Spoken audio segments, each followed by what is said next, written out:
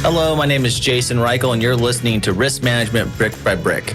I'm fascinated with people who are helping build and maintain the physical world around us. On each episode of this podcast, we'll dive in with a risk manager, speak to them about how technology plays a role in this process.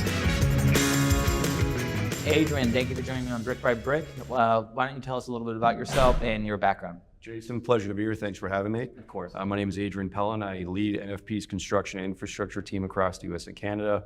Currently based in Chicago, a city I love near and dear. In my career, I've spent just about 20 years in the space. I worked for a number of other large brokers, and focus area for us is the construction infrastructure sector.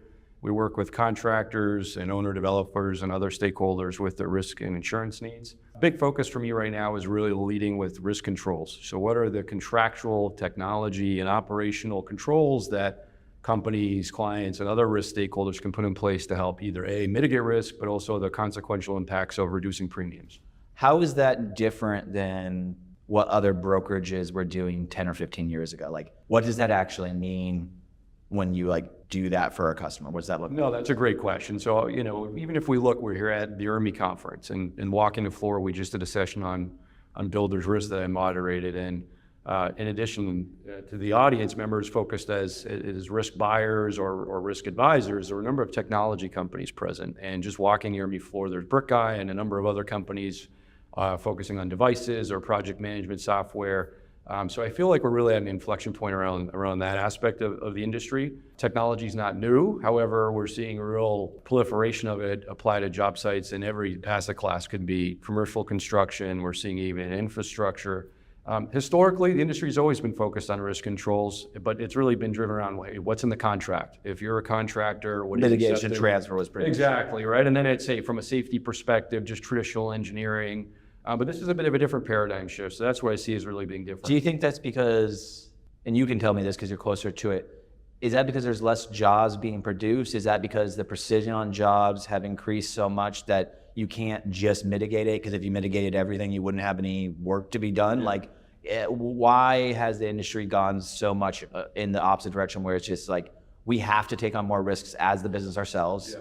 And we have to have other methods for overcoming that? Well, I'll talk about my own personal view, and then I have a lens based on just what's going on in the industry from third-party credible sources. But I look at it, from my own view, I have a personal commitment and belief and value that you got to be figuring out ways to continually improve.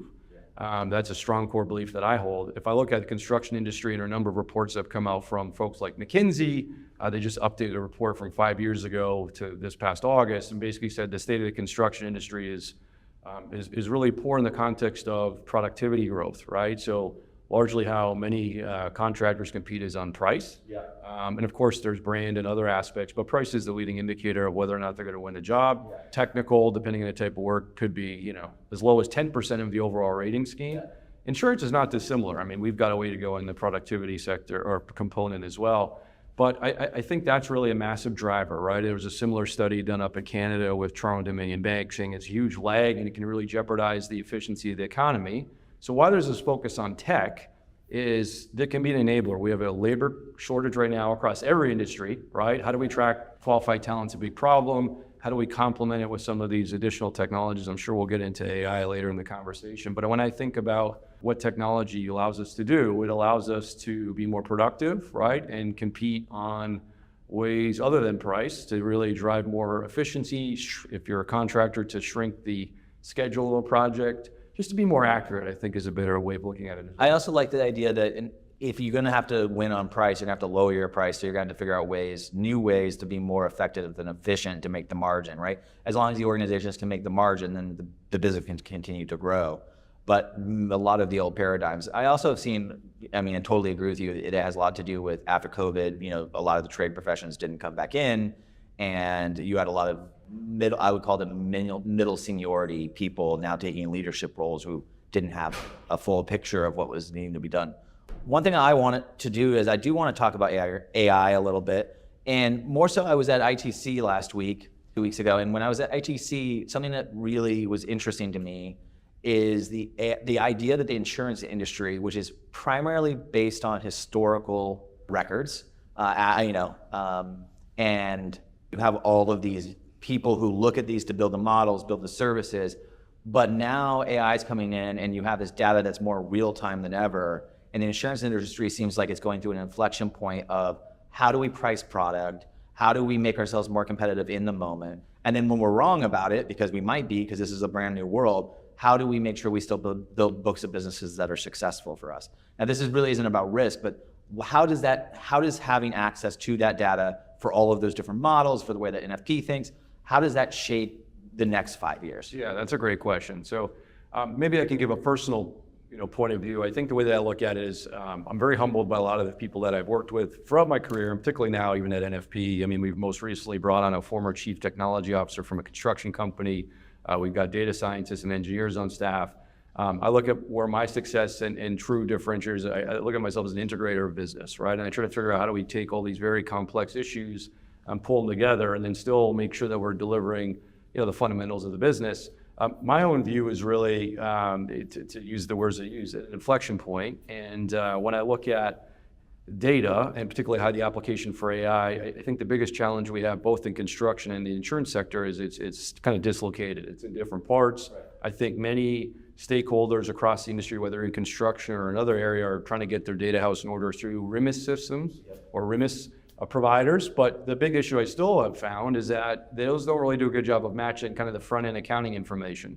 So I look at it like a journey, and I believe in this concept called incremental innovation. I think you've got 4 or 5 years out where we need to be. I think AI will be a huge component of reviewing policy forms and exposures in the front end and helping streamline that. But like anything, it's still very much an art, and that's where I think tremendous value will be available. But on the data side, people have to match exposure information to losses, and I think that's the fundamental first step to really have the appropriate insights. One thing that I'm talking to risk managers about is, I have a lot of access to carriers and talking to them.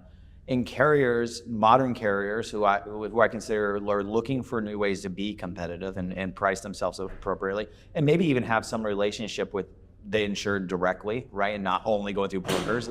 They're often talking now about these models where, hey, maybe the COI, which we thought was not really anything, it's just a proof of that you read the contract, it's actually a leading indicator of if people are going to be good partners of yours. So when companies try to insure these guys and they can look at their COI record and go, hey, you only have a 35% compliant. In the construction industry, most are at 60%, so you're not meeting that. That's a good indicator that the companies they work with are more risky. And I think before, that was information that no one really understood how to actualize and put it into a model, right? So it's kind of like that band thing where I think Motley Crue only asked for yellow M&Ms, and people were like, oh, that's because you're divas. And they're like, no. We have a drum set that flips upside down. If they can't read the contract about the yellow M&Ms, then we're not going to have our drummer get on this thing and have it flip upside down, right? So it was like a proof point. And I think that's really interesting that some of these mechanisms that the industry never actually meant to have be checks and balances are now being put into models to predict risk. Yeah, I mean, I think, Jason, that's an excellent point. And I think we describe with COI compliance as a proxy for sound management, right? And we see that apply in other areas of the industry. There are a number of insurance companies that are evaluating new technologies. Project management software is a great one. I know there are Procore and Reichl, Autodesk and others, and a number of insurers in particular are very focused on that. But they're willing to make the bet that, hey, if they are great users of these products and are deploying them in the most appropriate way, that's a proxy for good management, which is a proxy for good risk management. So I would absolutely agree with you that that's really where the industry's headed. Where is the broker's relationship as a technologist? Do you feel like the next generation of brokers are going to have to be better technologists? Yeah, that's a great question. The way that I really think about it is one of two ways. I think from my point of view, when you work with large, sophisticated, whether it's a contractor or developer or other stakeholder, right? If it's a corporate, where they've got the ability to invest in folks who understand technology, participate in things like ITC if they're in that space or other areas. Absolutely, I think that is where they probably have a bit more fluency in doing it in-house. I think and this is a story we take our clients on, I kind of look at it as a bit of a dichotomy between, particularly for contractors that we work with, you're either a technology adopter, right? You're an early adopter or entrenched. How do we help you rationalize that and communicate and measure how you're mitigating risk, but also how we work with insurers to demonstrate the same and get the appropriate credits for it. Yeah. Then there are those that we call a tech FOMO story arc, and that is where, hey, we don't have technology. Those are others, whether based on size or scale, irrelevant. Even smaller companies are really looking at ways to do it. So the role, I think, for the brokers really help them understand, not necessarily to implement all the variety of technology, but to distill based on what we're observing with the insurers, which mitigates risks, where are we seeing the ability to help them really determine the overall value of implementing a technology. So that is a big part of it. And I think given my earlier comments around, productivity being a huge issue, companies that don't start to adopt technology are going to remain less productive, and they're going to have a more difficulty competing on price compared to others who are early adopters. What do you feel though? So like, obviously when you're a broker, you work with usually a certain set of carriers that you work with and work with policies on. So you guys aren't completely objective. Someone coming to NFP knows, okay, they're probably going to put us here or here with maybe a handful of different carriers. How do you think brokers, should they have a technology suite they recommend, or is it important for brokers to be objective to the business? What's more helpful to business, having a clear technology strategy for them, or saying, oh yeah, okay, we understand you have a RMIS system, but I don't really know yours, so I can't really help you there. Like, do you feel like you guys need to be carving out a technology landscape for your customers? Yeah, I mean, I think that's really where the trends are headed. I think there's an increasing expectation that not only can we go into markets and get terms and deliver policies and provide day-to-day service for a whole variety of needs, it's how do we help them navigate the issues to be a better risk. And technology is a big part of that, whether it's the what I'll call data architecture tech, like a RMIS, or things that get installed on the project side, or even enterprise software. It's a complex issue. Ultimately, I think it's required partnerships, not just on the broker side, partnership with insurers, partnership with the actual vendors supplying the tech. I think consultants play a role as well. So it's a complex, element. I think we're investing in this space. I think we want to be really, as best we can be, cutting edge and making sure that we're able to really, really lead clients down this pathway. I'd probably be amiss if I didn't talk about Aon and NFP. What's going on there? Yeah, it's certainly been a great opportunity for me on a personal level. I've worked at Aon previously, and then moved over to Marsh, and now back at NFP. What I can say is, we're working as an independent and connected company, and that's allowed us to continue on with our current strategy, which is my focus is North American construction and infrastructure business across a variety of stakeholders. Aon's actually enabled been an enabler of growth. They've continued to invest in our team at NFP, both in the US and Canada, but also provide access to a number of additional tools, just given their scale, complexity, and history that we haven't necessarily had access to before. So for me, it's been a real compliment to what we're doing. Most of your customers viewed it that way as well. Yeah, I'd say so. I mean, a lot of customers that I think the perception they've been, hey, they picked NFP for a reason, being perhaps viewed as a bit more nimbler at the time. It's been a great compliment. There have been a number of areas where we're collaborating actively with Aon to access some of their services. But also, we still maintain our independence, and, we've got our own strategies, but at the same time, we're really trying to make sure that we're bringing, equally the value proposition of both companies to bear for clients. I want to put you on the spot, and if you don't want to answer this, it's totally understandable. But with the election just a few days away, Yeah. What does that mean to the infrastructure of construction? Yeah. So, great question. And I'm going to respond to this in a way because I'm Canadian. So, while I hold a green card here and my wife's American, I can kind of, weigh in unencumbered without getting into any, political beliefs. But I think both are promising. Right now we've had a number of acts passed under the Biden administration that even I know Trump was trying to get done during his previous term. I was very excited when Trump came in. I was even very fortunate enough to have an invitation to the White House at the time to talk through, the priorities of infrastructure spending and how they can reduce some of the red tape around approvals to get money to market faster. Well, here we are, nearly 8 years later, and money's hitting the street, right? We've got $60 billion in railway funds that, we're very active in the New York market, a lot of tunneling projects supporting rail infrastructure.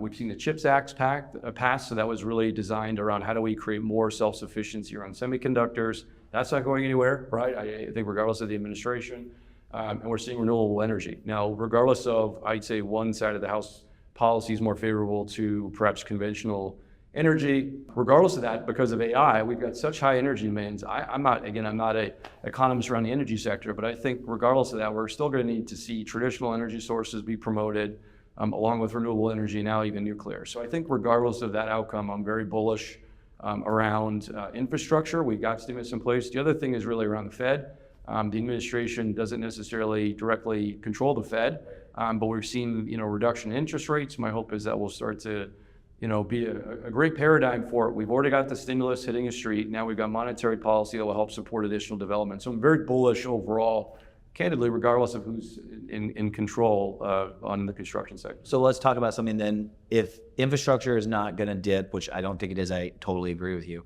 I feel like both administrations understand that infrastructure is critical to the future success of America. What are you doing in order to help your insured deal with the fact that they have a crisis of talent, that they might not be able to do these kinds of projects now that stimulus is hitting the marketplace?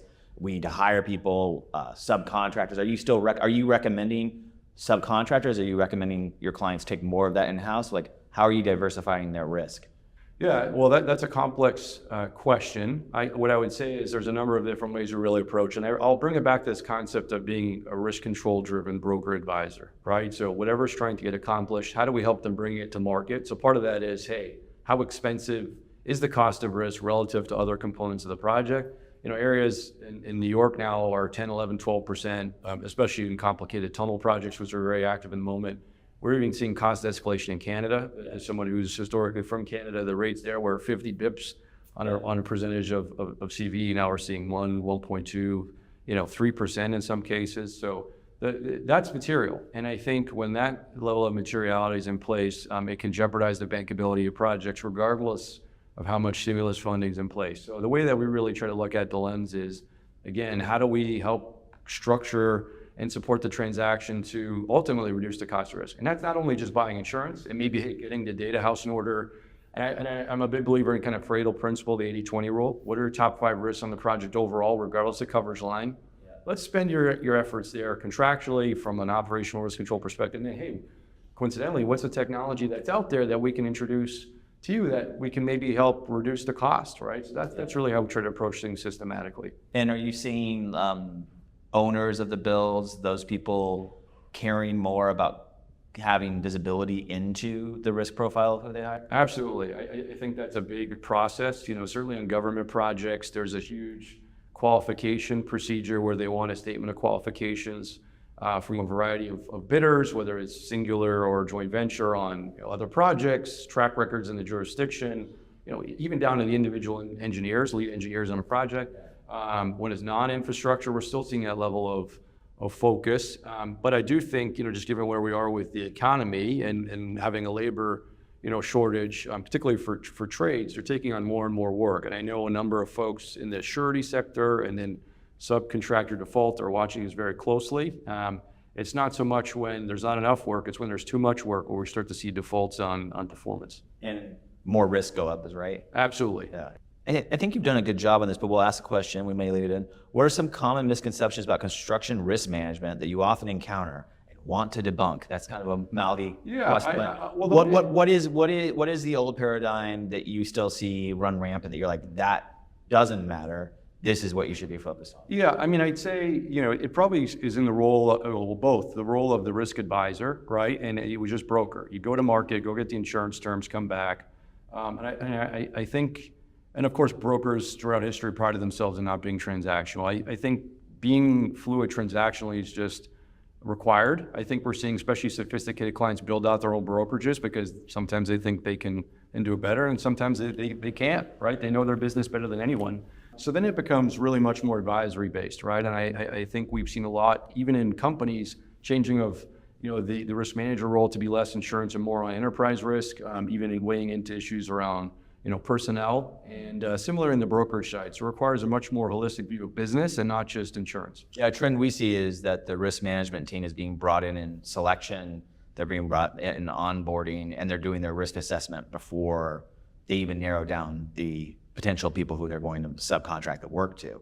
Obviously, that's not new, but them doing it as a proactive process in the beginning is something that's new. We're seeing a lot of our tools, and our customers ask us to build tools that analyze intake forms and tell them, okay, who has the best risk? Use things like at TrustLayer, the TrustLayer network, to understand if this subcontractor has met insurance stuff at other vendors, right? So there's really a world we're about to move into where you get it when you come to events like this or I2C or anywhere where there's actually risk managers, RIMs, that these people love sharing information to make the entire industry better. But now the technology is sort of catching up to that, where they're creating a network effect where if I'm a construction company in Tennessee, we are now able to surface to them, here's what most construction companies in Tennessee are asking for. What you're asking for is maybe too rigid. Maybe you're not asking for enough. Are you doing that to win business? Are you doing that because you don't know, right? And we're talking more mid-market here, not probably infrastructure deals. But I think that if that mid-market can be educated, become more understanding of the value of the risk management to business as a mechanism for creating velocity within your business, I think that's going to go all the way up, obviously, to where infrastructure companies and things like that are already probably thinking about those things. What's an area that is emerging right now that you're trying to wrap your hands around about how do you guys bring products to that industry? Yeah, that's a great question. So, I've talked a little bit about technology. So, not to spend too much more time, but we've obviously seen the emergence of insurers either giving rated deductible credits for the deployment of certain tech, but conversely, a number of insurers are also providing the technologies as part of the premium. So that's an interesting one. I think we're going to continue to see that really emerge. I think the complexity for clients is understanding the landscape of technology changes so rapidly, right? And so what do they need to deploy? So there's really a basis risk on understanding that. I'd say something else that I really think through around the landscape is really from a products perspective is almost just market access, right? So we're sitting here, we're in San Diego at the moment. There's representation from practically around the globe. We have insurance companies from Asia, we have insurers from Spain and certainly the UK, Canada and the US, of course, and I'm sure many others. It's a global market. And I think from my view as an advisor, we try to find the best talent who understands the risk. So when you have emerging asset classes like battery energy storage or mass timber, which has been in place in other jurisdictions, and now the return of nuclear, where is the best underwriting talent? I can tell you there's probably not dozens of nuclear underwriters around the world. There's probably a handful. So we spend a lot of time making sure that we're accessing the right place, we're getting the right advisor or underwriting talent to make sure we're bringing to bear, because there are always inevitably lessons learned from one jurisdiction to another, notwithstanding cultural and of course legal nuances. Do you think that, this is a personal question, we'll end here, but I'm always interested with someone with your varied background and have been doing this for a long time. You still probably have 20 to 40 years in your career, right? What value do you think allows you to stay plugged in and be connected to this? Are you just an insurance nerd? What is it that really motivates you at an individual level? Yeah, I'd say there are a couple of core values that I have, and I think I'm happy to share them. And the number one thing for me is I'd say trust and transparency. I think if you can't have, maybe even take a step back. I love the underdog story. My own story was one of an underdog, not to share in this podcast per se. Please reach out if you're interested. But I love that kind of taking the underdog role, and I love building teams. It's a passion of mine to get teams together, and regardless of geography, building out cross-border teams is something I really take pride in. I love to develop folks, and I think one thing that really resonates with me is figuring out ways to have fun, right? And I know in my industry, I'm a relatively intense person at work. I always everyone loves to win, but I think having fun with the team and making sure you take the time to do that. And I candidly have been fortunate enough to work with great talent. I think I'm a leader, but I've been really a function and product of the very talented people I've been able to surround myself in, whether it's in broking or account management or claims or technology and other product lines. So I'd say that's how I really look at it. And then just going out and, just having fun and competing openly and honestly in this, world of business. I think one thing I really admire about you that I see constantly is that you have a real deep curiosity about every aspect of the business and how each one kind of is a system, ecosystem onto its own, and it's all working together, And a lot of brokers, they don't have the same opinion of the carriers they work with, or they even sometimes they're insured, right? And I think it just comes off in your how genuine you are, and also in just how well versed you are at speaking to this subject. So I really appreciate having you on the podcast. Jason, been a pleasure. Thanks for having me. Thank you, man.